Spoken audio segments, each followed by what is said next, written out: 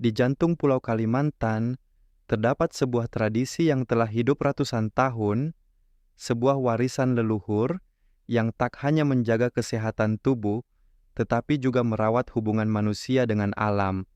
Inilah jamu tradisional masyarakat Dayak, satu bentuk kearifan lokal yang hingga hari ini tetap menjadi pilar penting dalam kesehatan masyarakat Kalimantan Tengah. Dalam video ini, kita akan menyelami lebih dalam bagaimana jamu bekerja, bagaimana masyarakat meracik dan memaknai jamu, serta bagaimana tradisi ini bertahan di tengah arus modernisasi. Kalimantan Tengah dikenal sebagai wilayah dengan keanekaragaman hayati luar biasa. Dari pekarangan rumah hingga hutan adat, masyarakat dapat menemukan ratusan jenis tanaman obat. Tanaman dari famili Zingiberaceae seperti jahe, kunyit, temulawak, lengkuas, dan kencur menjadi bahan utama jamu sehari-hari. Selain itu, ada pula tanaman khas Borneo seperti bajakah, saluang belum, pasak bumi, meniran, hingga sambiloto. Tanaman-tanaman ini tidak hanya dikenal secara tradisional, tetapi juga terbukti secara ilmiah mengandung senyawa aktif seperti flavonoid, alkaloid, terpenoid, antiinflamasi, dan antioksidan. Kombinasi antara pengetahuan lokal dan bukti ilmiah inilah yang membuat jamu tetap relevan hingga kini.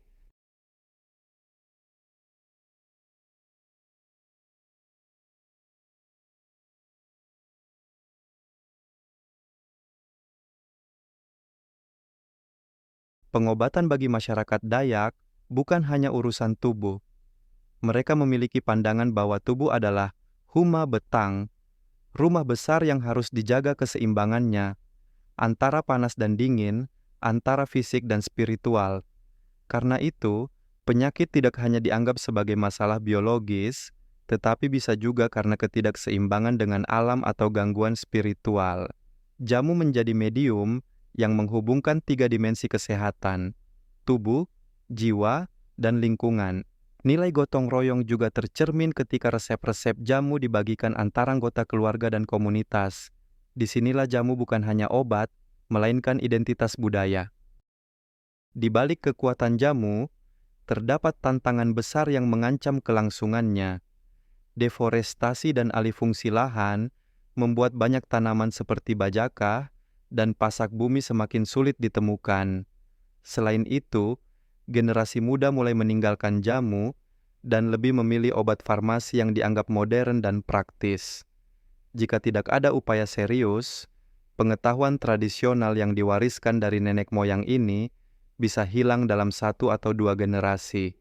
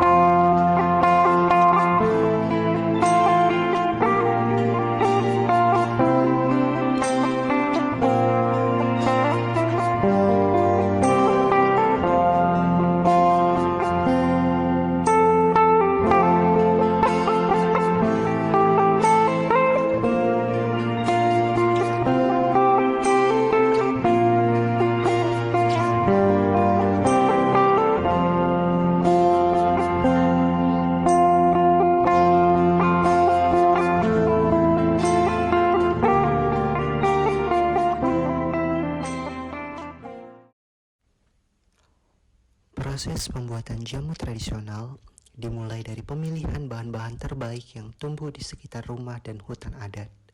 Ibu-ibu memilih kunyit yang warnanya paling pekat, jahe merah dengan aroma kuat, temulawak yang sudah matang, hingga akar bajakah yang mereka ambil dari pekarangan atau hutan kecil di belakang desa.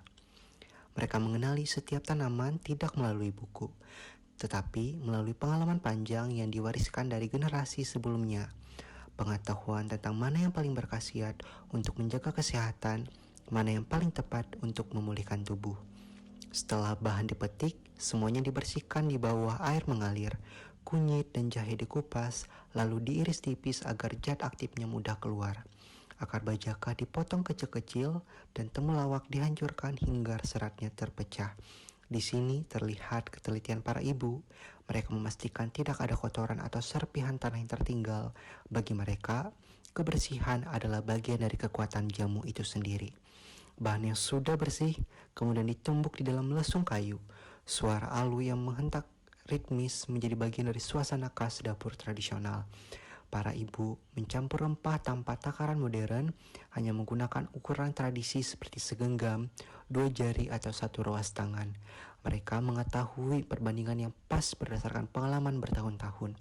Kunyit dianggap mampu meredakan infeksi, jahe menghangatkan tubuh, temulawak meningkatkan stamina, meniran menguatkan imun, dan bajaka mempercepat pemulihan.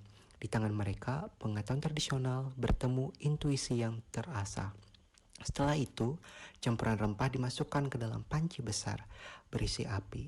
Api dari kayu bakar dinyalakan perlahan agar sari tanaman keluar sempurna. Uap panas mulai naik, membawa aroma rempah yang memenuhi dapur. Warna air perlahan berubah menjadi kuning keemasan atau coklat kemerahan. Tanda bahwa khasiat rempah mulai larut ke dalam ramuan. Selama perebusan, para ibu mengaduk pelan sambil mengamati rasa dan aroma, memastikan bahwa kualitas ramuan sesuai standar yang mereka jaga turun-temurun. Setelah mendidih cukup lama, jamu diturunkan dari tungku yang dibiarkan dingin. Cairan kemudian disaring menggunakan kain halus untuk memisahkan sari jamu dari ampasnya. Hasilnya adalah ramuan yang jernih, pekat, dan siap dikemas. Jamu lalu dituangkan ke dalam botol kaca atau plastik yang telah disterilkan. Beberapa ibu membuat label sederhana, sedangkan sebagian lainnya membiarkan tampil apa adanya. Tradisional, alami, dan apa yang terlihat adalah apa adanya hasil tangan mereka. Botol jamu itu kemudian disusun rapi ke dalam keranjang bambu, siap dibawa ke pasar. Ketika matahari naik lebih tinggi, para ibu berjalan menuju pasar tradisional sambil membawa keranjang berisi jamu yang sudah mereka racik. Di pasar, mereka menata botol-botol jamu di meja kayu kecil. Telah menjadi tempat mereka mencari nafkah. Suasana pasar ramai dengan suara penjual dan pembeli. Namun, kehadiran jamu selalu mencuri perhatian karena warna dan aromanya. Pembeli mulai ada yang mencari jamu untuk meningkatkan daya tahan tubuh, ada yang butuh ramuan untuk pemulihan pasca melahirkan, dan ada pula yang sudah menjadi pelanggan tetap karena merasa tubuh mereka lebih bertenaga setelah rutin minum jamu buatan ibu-ibu ini. Interaksi berlangsung hangat, banyak pembeli bertanya tentang manfaat dan cara konsumsi, dan para ibu dengan sabar menjelaskan berdasarkan pengalaman mereka. Di tengah keramaian pasar, terlihat bahwa jamu tidak hanya menjadi produk yang dijual untuk kebutuhan ekonomi. Ia adalah cerminan dari pengetahuan lokal, relasi masyarakat dengan alam, dari cara perempuan menjaga keluarganya, dan dari identitas budaya yang tetap bertahan meskipun modernisasi terus berjalan. Pembuatan jamu tradisional oleh ibu-ibu Dayak bukan hanya proses meracik obat herbal, tetapi sebuah cara hidup. Dari pemilihan bahan, peracikan, hingga pemasaran di pasar, setiap langkah menunjukkan bahwa tradisi ini terus hidup, bergerak, dan memberikan manfaat bagi banyak orang. Melalui tangan ibu-ibu inilah, jamu tetap menjadi bagian penting dari kesehatan masyarakat. Ia hadir di rumah, di pasar, di kehidupan sehari-hari, bukan sekedar ramuan, tetapi warisan yang terus dirawat agar tetap lestari untuk generasi mendatang.